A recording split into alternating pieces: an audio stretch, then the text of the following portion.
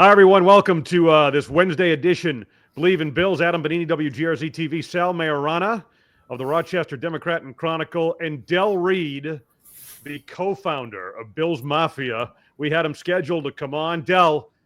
Thanks so much for being with us. We appreciate your time, man. Oh, I appreciate the invite. Thank you. And so, Del, you aren't a part of Sabres Mafia, I hope, right? No such thing as Sabres Mafia after last night. I don't think so. I love my Sabres, but there's no mafia attached to them. I don't think. Good. Leave it good. to Sal to start things off on a positive note. Oh, for Christ's sakes! You watched the game last night, didn't you? It was ridiculous. Yeah, it was ridiculous. Ridiculous. Yeah, 4 goals is a lot of goals. Yeah, that was to see that. It's 3 steps forward, 3 steps back with this team, and then to have it collapse like that, it's frustrating. What has not been frustrating is watching the Buffalo Bills at 10-2 this season, shooting for the top seed, just right on the heels of the Kansas City Chiefs. We're going to get into all of that. And Dale, you happen to join us on a day that it turns out some news breaks. Let's get it from Sal first here. Micah Hyde rejoins the team. We've known this was a possibility. It had kind of blended a little bit into the woodwork, Sal, I think, with the success they've had at the safety position. But I know how much Sean McDermott values leadership and the history involved and everything, and they bring him back. In fact, as we record this, he just finished speaking with the media. Yeah, right behind me. In fact, they're just wrapping up, I think, over there. Look, this is a move. It's a smart move for the Bills. We just think back to last year, the linebacker situation, what they were down to in that Kansas City playoff game. And this is a way at a position, it's an important position to make sure you're going to be okay going into the playoffs if something were to happen. They've been very fortunate this year. Rapp and Hamlin have played. I think Rapp missed 1 game, maybe. Otherwise, they've been pretty healthy back there. They like what they have in reserve. Kareem Jackson is on the practice squad, but Micah Hyde's Micah Hyde, and he's been here for 7 years before this, knows the defense. He can be plug and play as soon as he gets his body back into playing shape, I would think. So if nothing else, it's an insurance move. I don't know that we're going to see Micah Hyde on the field starting in place of Damar Hamlin. That, to me, seems like a long shot.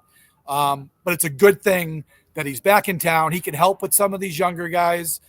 There's no downside to this whatsoever. Del, what's it mean to you as the leader of this fan base to see a guy like Hyde return to the organization? I'm thrilled. I mean, Micah Hyde at the very least signifies, or he symbolizes rather, just the this new era. Outside of Josh Allen, but this new era of Bills football. And so for him to be back on the team, I get goosebumps thinking about, like, if the Bills were to have a parade, knowing that Micah Hyde would be a part of it on one of the floats or whatever like that. I'm getting ahead of myself a little bit, but we don't play the games. We're allowed to do that, right? So we can think ahead to the next week. So I just think it's great that he's able to bring his experience to the team, to the roster.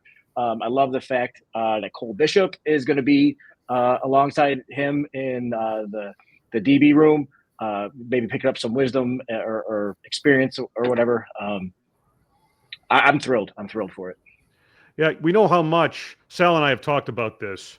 I mean, I think this year may be better than any under McDermott, and there's been a lot of success, but the culture that they've created in that locker room, in the meeting rooms, that sort of thing, the way that young players are taught how the system works. They've had answers everywhere they've turned this year when they've been hit with injury or adversity or whatever. And I think that bringing a guy like Hyde back, Sal, I think you would agree, kind of adds to that, right? And if anything, it's just another indication to me that this is a franchise that's really going for it this year at this point.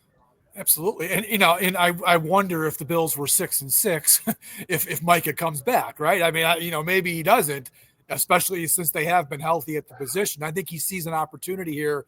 They're 10-2. They've already clinched the AFC East. They're going to be in the running for that 1 seed. They've got, right now, the way it's lining up, knock on wood, they've got a legitimate chance to finally get to that Super Bowl. And how much would it have sucked for Micah Hyde to have left here the year before they go to the Super Bowl. It's like Freddie Smerlis back in the day, right? He blood and guts for 10 years. He leaves the team. They go to 4 straight Super Bowls.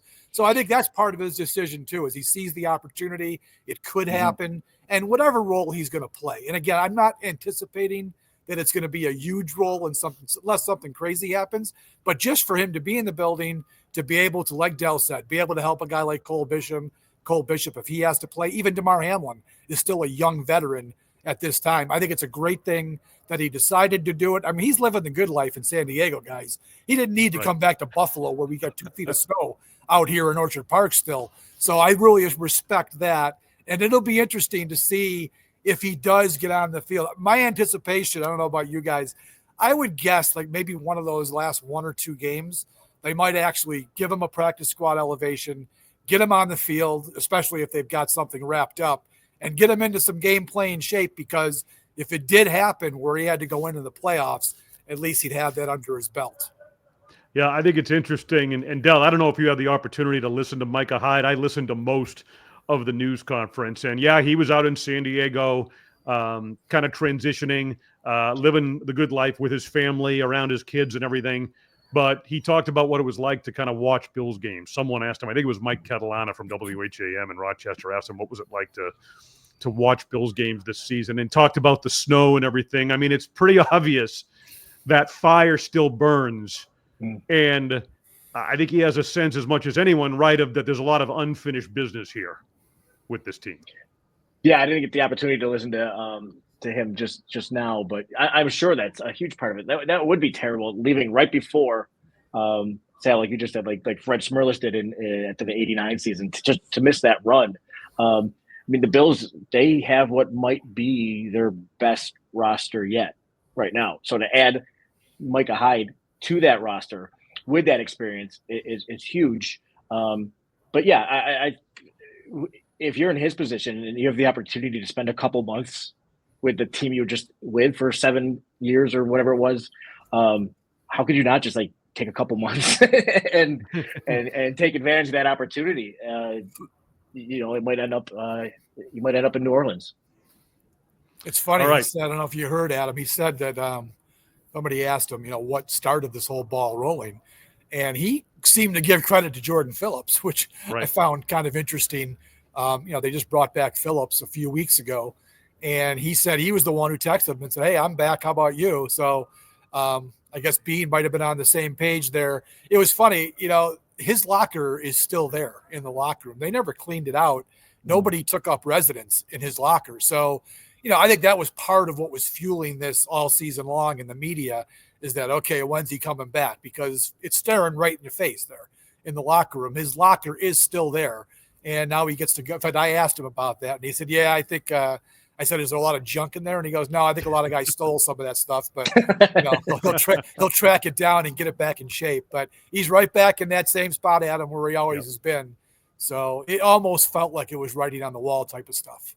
Yeah, I believe plug and play is what he said to finish his remarks to your question. And Dell just said something about this being the best Bills roster under Sean McDermott. I want to hit on that right after this quick word from the sponsor. Bet Online, the world's most trusted betting platform and your number one source for online betting. The largest selection of odds on everything from football, the NBA, NHL, college hoops, UFC, and MMA as well. Head to the website, Bet Online. The game starts here. I think it's really interesting, and to get Dell's take on this as well. And Sal, this is something we have talked about. This was not expected from this team as they transitioned this roster and moved on from Stephon Diggs and got right with the salary cap and all those things. But the dynamic changed and changed for the better. And I just think I'll open it up to both of you guys here as they look toward this matchup Sunday out in LA now against the Rams. And I think it's a realistic chance they have of tracking down and overtaking the Kansas City Chiefs for that number one seed in the AFC. But they literally, they have been able to turn to role players, players that aren't household names, as Sean McDermott would describe it. The way they've constructed this roster and within this system and culture and everything else, this is as versatile and deep as I've seen the Buffalo Bills under Sean McDermott. I think the results speak for themselves. Either one of you guys go ahead and pick up on that. Yeah, well, I'll just say that I don't know that this is the most talented roster that they've had here in Buffalo. I think there's been rosters previous that might have had a little bit more talent, but I don't think we can even make an argument that this isn't the most together Bills team under Sean McDermott. There's just a vibe going on here. There's a culture. Now they've been putting this culture in place, since day one, since McDermott and Bean came in. And it took a while, obviously, but they've got a culture and a standard already in place here.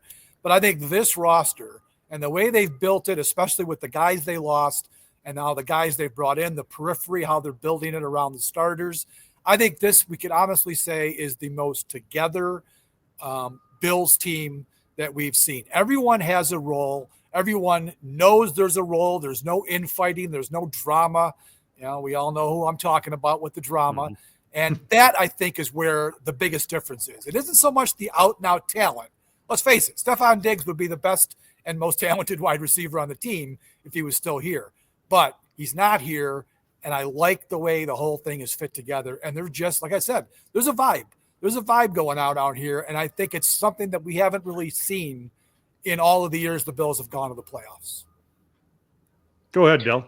Yeah, it's such an exciting moment for fans, for everybody looking at this. Like, I remember in 2020, that very special season that none of us could even attend games. But that's how special that was. And I remember for so long, for years, it's always like, oh, how Billsy are they going to get? Like, are they going to tease us and then just go back to being lousy? And I remember in 2020 tweeting a bunch of times saying Kevin Arnold from Home Alone, when he's like, I'm not scared, I'm not afraid anymore. And that was almost like me and my fans like, I'm not afraid anymore. I'm not looking for the other shoe to drop or whatever the phrase is. I'm not waiting for the terrible thing to happen. And over the past couple of years, since that 2020 season, there's been a little that's been eking back into my mindset more and more with these playoff losses and these heartbreaks that we've had. But I'm back where I was in 2020. Like, I'm not afraid anymore. I think that this team, like you mentioned, Sal, the togetherness of it, just the vibe of it all, something is different this season. And we'll see where it goes, but it just feels better that Micah's back on the roster, that he's part of it. Feels like he should be, a part of it, whether he's starting or whether he's on the practice squad, coaching up his teammates, whatever role it is that they have envisioned for him. I'm sure they've thought it through. I don't think Brandon Beane or Sean McDermott do anything flippantly, like some other teams. Looking at you, New York Jets, I think that they do everything with a whole plan, a whole process laid out. So, I mean, the fact that his locker wasn't cleaned out, like you said a moment ago, like, they're going to say whatever. I believe that this was always going to happen. This maybe they're waiting for the playoff clinch. Maybe they're waiting for the month of December. Whatever it was, you have to think that there was some kind of unspoken or spoken agreement between the team and the player in this case. But I don't know. We're going to see where it goes. And like what Josh said after the game on Sunday night, he said, we just clinched the division. We're playing free now for the next 5 weeks. So there's probably a lot of it. There's probably, a lot of that just in the team, in the locker room altogether, in the front office. Who knows? Yeah. Well, I think it's an interesting point. Del just mentioned Josh Allen. I don't know that we've mentioned him yet in this podcast, in this particular show, right? But that speaks to the point of how well-rounded this team is. And maybe the talent player for player isn't quite as much on the roster, but it makes up for it with the intangibles and the versatility. And it translates to the fact that Allen isn't having to do as much as he has in the past, right? And, he makes the amazing play. I mean, no one thought that he could, upstage or outdo the 4th and 2 run against Kansas City. But then he pulls off the lateral play with Amari Cooper the other night, right? I mean, so when they need him to make the big play, he's there to do it. But he's doing it in a much more cohesive and balanced context, right? With the complement of a running game and what the defense has been able to do. And that, Sal, to me, that's what makes them, he's not having to overcome some other shortcoming on the football team, right, with his performance. He's doing it within a very successful framework, system, and context. And that to me is what, as I envision the stretch run in the postseason, is what really, if they stay healthy, is going to make them a very difficult out.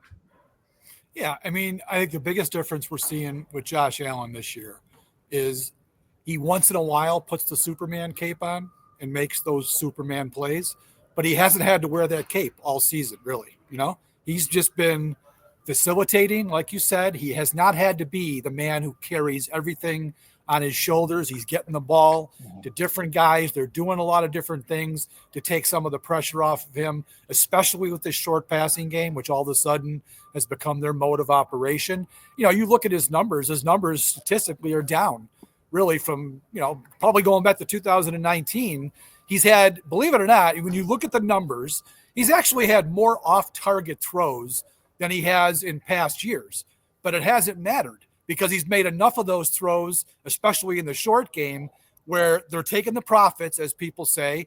He's making the easy throws, their yards after catch. They're like top 5 in the league. That was never a thing with a Josh Allen team. So they're doing it a different way, and that's helping, I think, to lessen the burden on Josh Allen. Like I said, the run against Kansas City, the play last week, he puts that cape on once in a while, but he doesn't need to wear it. He could be Clark Kent for a good part of the game and then put the cape on when he has to. That's the biggest difference, I think, with Josh Allen this year. And that might get him the MVP because he's making these plays on the biggest stages. It seems like whenever the lights are brightest, that's when he's making these plays, and that's what voters see.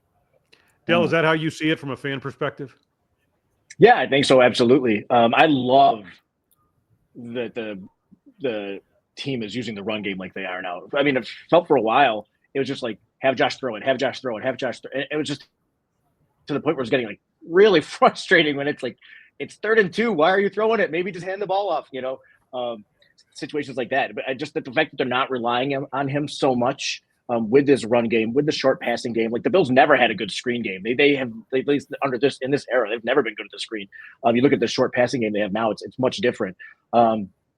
It's just, again, going back to that thought of being able to be free, so now he's playing the game. He has a great cast around him, very well balanced, has a run game maybe like he's never had since he got drafted. And he's able to now, okay, now I need to put the cape on. Now I'll put it on. Now I'll go, leap over a building and a single bound or a pylon or however you want to put it.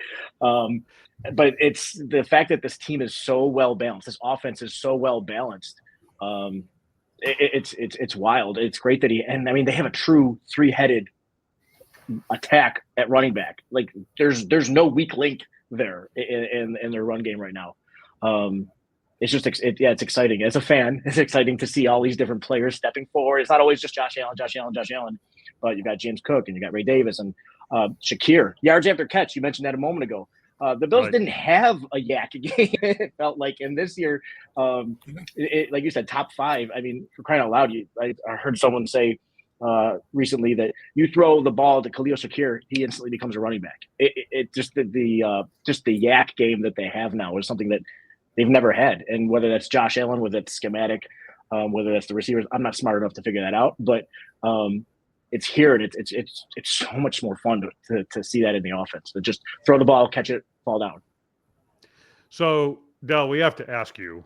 The fans have been so much a part of this story, right? Sean McDermott gives them a shout out in every post-game press conference. Sal and I were both around for the Super Bowl era. Sal was on the road more than I was at that time, but I was still covering the team in home games, and that fan base was incredible. Social media is different now, right? But the way this fan base travels, the flights are packed wherever they're going. Anything heading for LA is going to be full with Bills Mafia, right? So I guess the question I would have for you is, when you sort of coined that phrase on X all those years ago, and how this thing has evolved with the charitable contributions and what you've done with 26 shirts and what this has become. And, CBS coming here a couple of weeks ago before the Chiefs game and Cowers jumping through tables and all of those things. Did you ever envision this? Because this is a fan base that's really unique and kind of unlike any other in the National Football League. Yeah, well, first of all, who says yes to that question? Who envisions something like what we've seen, right? over the past 10 or 12 years. Yeah, it's crazy. So many teams, so many fan bases, their identity is the team.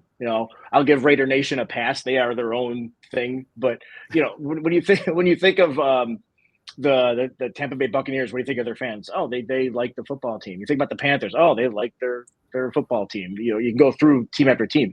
You think of, Bills Mafia, the football team comes second. First of all, you think of all the things that the fans do sometimes before the game with tables. That's not really my thing, but just the whole culture around Bills fandom. And I'm so proud of the fact that it's kind of turned into something now where, people think of Bills fans, and they think of giving, and they think of supporting the community and supporting other communities. In fact, that's kind of funny. Like, one of the things people complain about is, how come you guys never support things in Buffalo? Which we do, but it's going to make national news because it's unique. Because what fan base gives to, the opposing team's quarterback after he suffers a concussion, that just gives, thousands and thousands, tens of thousands of dollars to his foundation? Like, who does that? Lamar Jackson gets knocked out of the playoff game 4 years ago, and they're supporting a Louisville-based charity that he worked with in college. Like, who does that? So that's something I'm just really proud of as a fan. And as, here at the beginning of Bills Mafia, I'm just really proud that that's what it's turned into. We have our own identity. It's like, oh yeah, all this stuff. And we love this amazing football team that we now have. But this whole thing started in really 2011, when in the middle of the drought. And so none of us are fair weather fans. We're always going to be here. The Bills are a pillar in the community. This town loves professional football. I always talk about it. It's almost like a utility. Like, we love football, and the Bills are the national fuel that services us how much we love this sport. So yeah, just in terms of the fandom and everything, I'm very proud of it. I could never have seen something like this happen. I pinch myself every time I'm at the stadium and I see a sign that says Bills Mafia, or somebody saying Bills Mafia over the loudspeakers, or I see it on the Jumbotron. Like, it's so weird and surreal. Dale, how long have you been a Bills fan? How old are you? I don't even know how old you are. I'm going to be 49 in a couple of weeks. So you've been, are you from Buffalo originally? So you've been a Bills fan forever, right? Yeah. All right. So I'll ask you, he referenced the Super Bowl years. He's asked me this question before too. No, it was never like this in the Super Bowl years on the road, that many Bills fans every week, no matter where we're going. It wasn't like that. There were obviously Bills fans, most specifically in Miami. That was always the big trip that everyone made back in the Super Bowl years. But we go to Indy back in the day, there weren't 5,000 Bills fans at the old, whatever they call the Hoosier Dome back in the day. Mm-hmm. So when did you start noticing? I don't know if you travel with the team at all, or you go on road trips. When did you first start noticing that, holy shit, we got a lot of people here? Yeah, well, I try to get to like one away game a year. But yeah, I think it's really become evident probably, and I'm sure people are going to hear this and correct me if I'm wrong, but it really seems like since COVID, like, it has really gone off the deep end. And there's always, and I remember seeing like Pinto Ron and Pancho Villa, and that crew that they go to all the different games. I remember seeing them like well before the pandemic or anything. But I think coming out of the pandemic, and I'm sure a lot of it coincides with the team's success, but it's just a different world we live in now than we did in the 90s.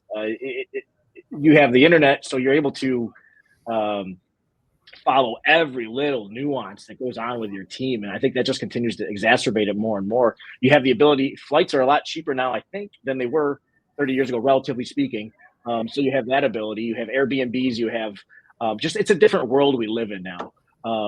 I think if the fan base in the 90s had the technology that we have now and had, the social media and 24/7 coverage, I think that would be there, because you asked me how long I was a Bills fan. Like, since before birth, I didn't have a choice. I was raised in by two rabid Bills fans. I married a rabid Bills fan whose parents are, rabid Bills fans. So that hasn't changed. That love for the team hasn't changed. If anything, I feel like I'm more mellow than the generation before me when it comes to this stuff. Watching the games, that's what it feels like.